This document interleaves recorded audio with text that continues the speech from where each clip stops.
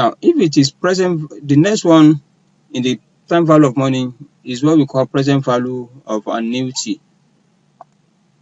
And for the present value of annuity, this is the fifth important concept, the time value of money concept, and is to calculate the present value of annuity. This concept is a reversal of what? Of the future value annuity. Just instead of future value, the focus will be on the present value.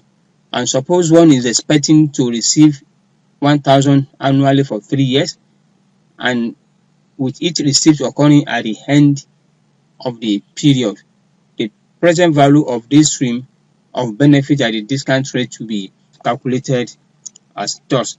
Look at this chart. First year, second year, third year. Understand? That's what the trouble is. But now, how much can you put down now for you to be able to receive 1,000, 1,000, 1,000? So in that case, remember the present value of our annuity will be equal to future value all over 1 plus r raised to power n minus 1. Let's try to get it in better perspective. Now, let me just make it this way.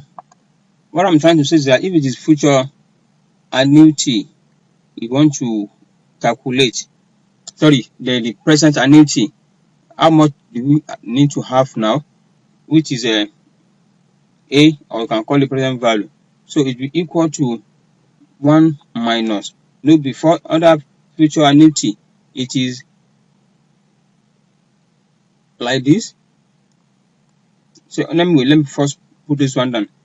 1 all over 1 plus r raised to power n all over r.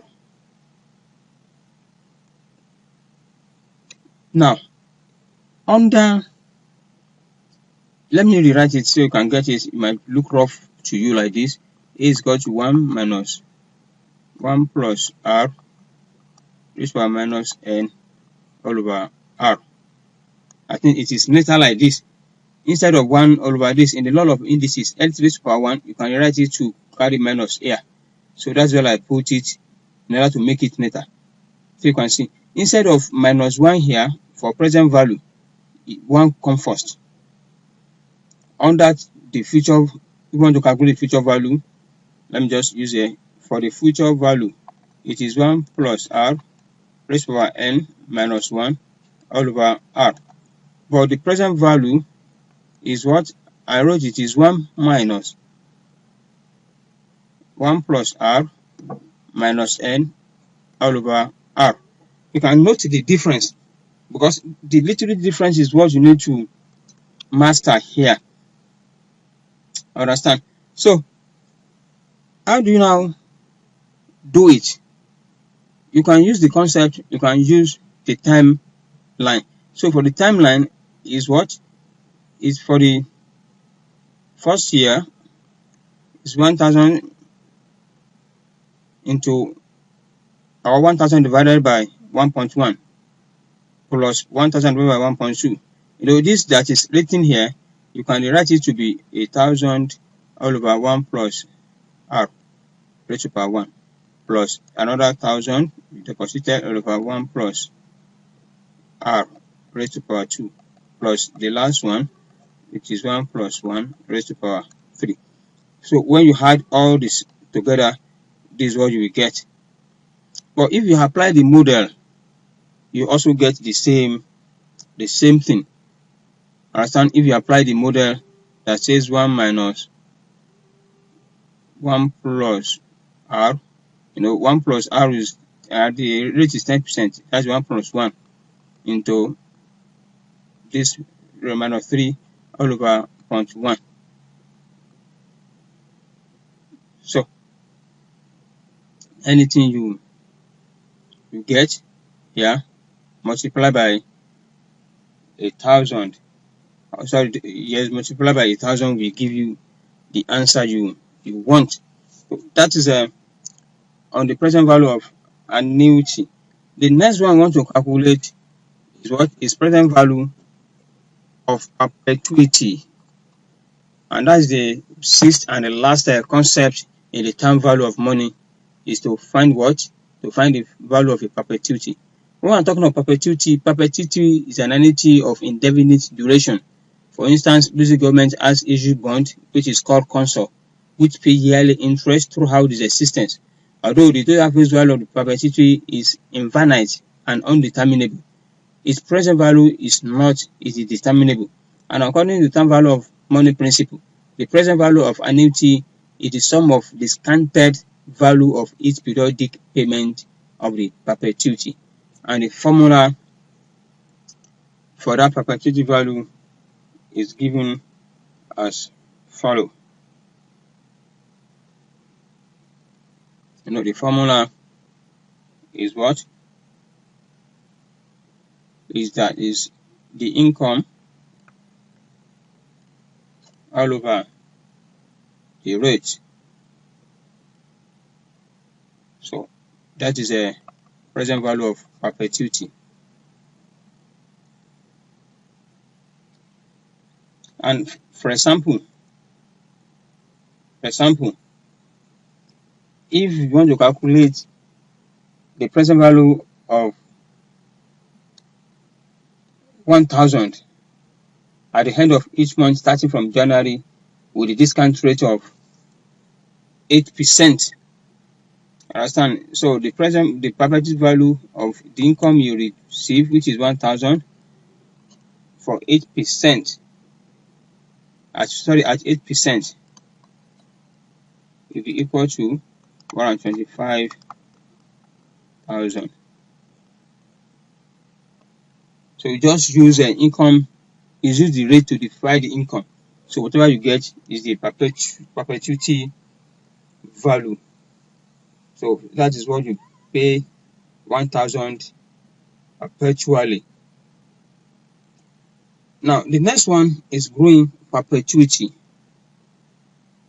You have growing when we are talking of growing perpetuity, this is a scenario in which the perpetuity will keep on changing, like rental payment. For example, an office complex is expected to generate a rental or a net rental of 3 million for the fourth coming year, which is expected to increase by 5% every year. So if you assume that the increase will continue indefinitely, the rental system will be time to be growing perpetuity. So if the discount rate is 10%, the present value of the rental will be what? Will be this. For the first year is 3,000 or 3 million rather, all over 1 plus 1, which is the growth rate to power 1, plus another 3 million, which is expected to grow by 5%, all over for the first year, divided by 1.1 raised to power 2. And the third year is that the 3 million is also expected to grow by 5%.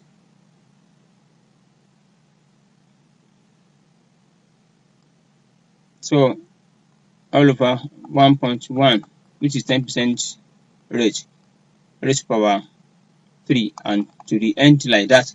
You can see the something here. But in an algebraic formula, it can be displayed as what? As follows.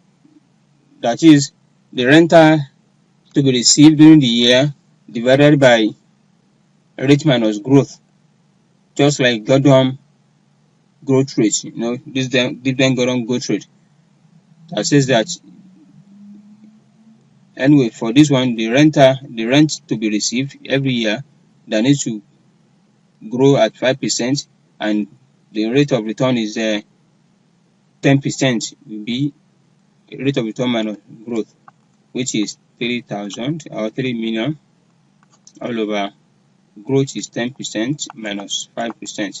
So whatever you get is the answer. So that is how a growing perpetuity. You will see that some of these things they are just the same thing, but taken care in different way. The basis is the dividend golden model. Remember, we are talking about residual income, when we are talking about absolute valuation and the rest like that.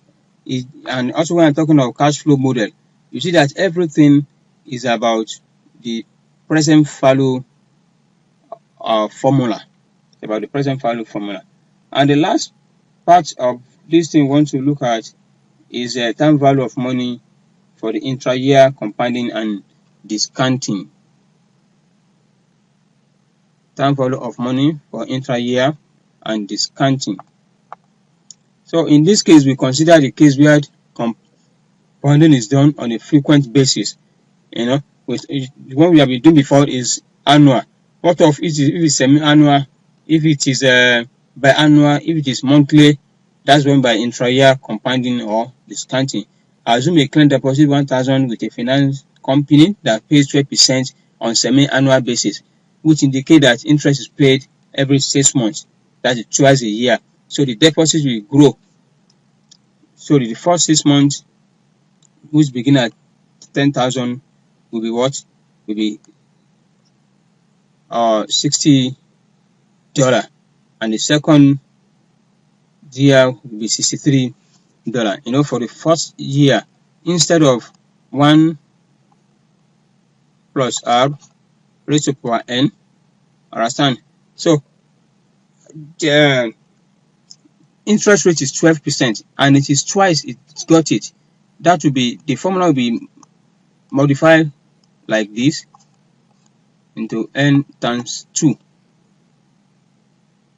Are we together? So n is will not be 1 again, it will be 2. So if you use this model, 1 plus what is half of 12%, it is 6% into what? Into twice. And whatever you get for the first year, it will be 60 naira, and for the second year, it will also be 6% of 1,060 naira, which is 63 naira point 6. So everything added together will give you 1,023 naira. But if it just you do it throughout, if it's not biannual, if it's just annually you apply 12%, you only get 1,200. You can see the effect, and it will be noted that if the compounding is done annually, what you get is 1,020. Understand? Is 1,020 naira. So the difference of $3.06, which is between 1,103 that is done semi-annually and the one that's done annually, which is 1,120 under the annual compounding, represents the interest for the second half of the year. And this will show you that the more the interest compound, the higher the what? The higher the income value. The higher the income value. The higher the income value. So let me just make some things here. If it is semi-annually, that is twice a year, what you will do is that you will divide your rate by 2 and multiply this by number of year by 2. If it is quarterly, which is 4 times a year, for quarterly will be what? 1 plus R raised to the power of 4 raised to power n times 4. If it is monthly, which is 12 times, monthly will be equal to 1 plus R divided by 12 all over number of times 12. It is like that. And if it is daily, which is 365, it is equal to 1 plus R divided by 365 into what? Into n times 365. So the general concept is 1 plus m into n times m, where m